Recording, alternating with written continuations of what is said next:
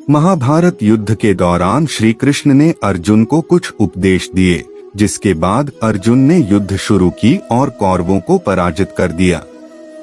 महाभारत के युद्ध को बुराई पर अच्छाई की जीत माना जाता है। महाभारत के दौरान भगवान श्री कृष्ण ने अर्जुन को जो उपदेश दिए, उसे जीवन का असली सूत्र माना गया है। गीता में इन्हीं उपदेशों के माध्यम से व्यक्ति जीवन की कठिन से कठिन परिस्थिति का भी हल ढूंढ लेता है। श्री कृष्ण ने कहा, समय सबसे बलवान है, कर्म ही पूजा है, जैसे कई उपदेश दिए, जिसका विवरण गीता में मिलता है। महाभारत के दौरान अर्जुन को श्री कृष्ण द्वारा दिए इन उपदेशों को जीवन का असली सूत्र कहा गया है। कर्म ही पूजा है। भगवान कृष्ण अर्जुन से कहते हैं कि कर्म ही पूजा है, कर्म ही भक्ति है, इसलिए कर्म को पूरे मन से करना चाहिए।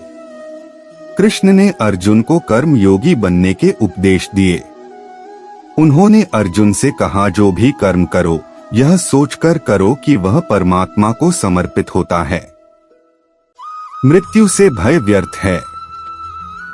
मृत्यु का भय हर व्यक्ति को होता है। भगवान कृष्ण कहते हैं, संसार के निर्माण के बाद से ही जन्म और मृत्यु का चक्र चलता आ रहा है और यह प्रकृति का नियम है। जो जन्म लेता है उसकी मृत्यु अवश्य होती है और मृत्यु के बाद जन्म अवश्य होता है, इसलिए मृत्यु से भयमुक्त होकर वर्तमान में जीना चाहिए। समय बड़ा बलवान है। महाभारत के दौरान अर्जुन विचलित थे और उनसे शस्त्र भी नहीं उठ रहे थे। तब श्री कृष्ण ने अर्जुन से कहा, समय बड़ा बलवान है। यदि तुम सोचते हो कि तुम शस्त्र नहीं उठाओगे तो इन पापियों का सहार नहीं होगा। अरे अर्जुन, तुम तो एक निमित्त हो, इनका सहार लिखा है और वह जरूर होगा। श्री कृष्ण ने अर्जुन को कहा, भूत और भविष्य की चिंता करना व्यर्थ है, वर्तमान ही सत्य है। जब असमंजस की स्थिति में रहो और कुछ समझ न आए तो सब परमात्मा पर छोड़ दो और बस अपना कर्म करो। परिस्थितियां कितनी भी बुरी क्यों न हो, यही सोचो कि समय सबसे बड़ा बलवान है। अच्छा हो या बुरा, बीत जाएगा। महाभारत में अर्जुन ने युद्ध से पहले ही शस्त्र रख दिए थे और श्री कृष्ण से कहा था कि मैं युद्ध नहीं करना चाहता। कौरव पक्ष में भी मेरे कुटुंब के ही लोग हैं, मैं उन पर प्रहार नहीं कर सकता। तब श्री कृष्ण ने अर्जुन को गीता का ज्ञान दिया था। गीता की बातें आज भी हमारी कई परेशानियों के दूर कर सकती हैं और जीवन में शांति ला सकती है।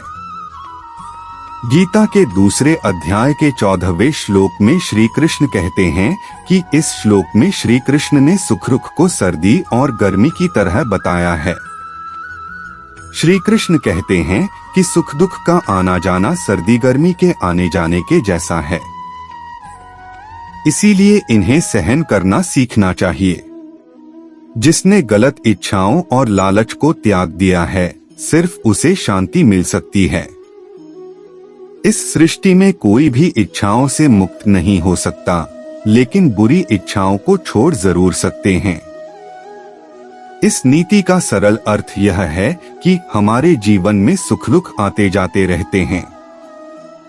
इनके विषय में परेशान नहीं होना चाहिए।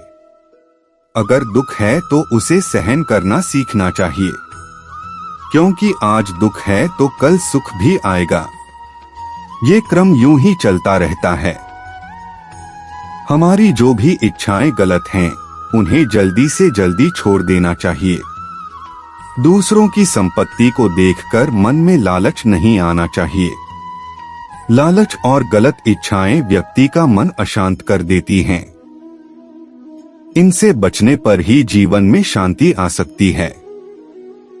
सुख हो या दुख, हमें संभाव रहकर धर्म के अनुसार आगे बढ़ते रहना चाहिए।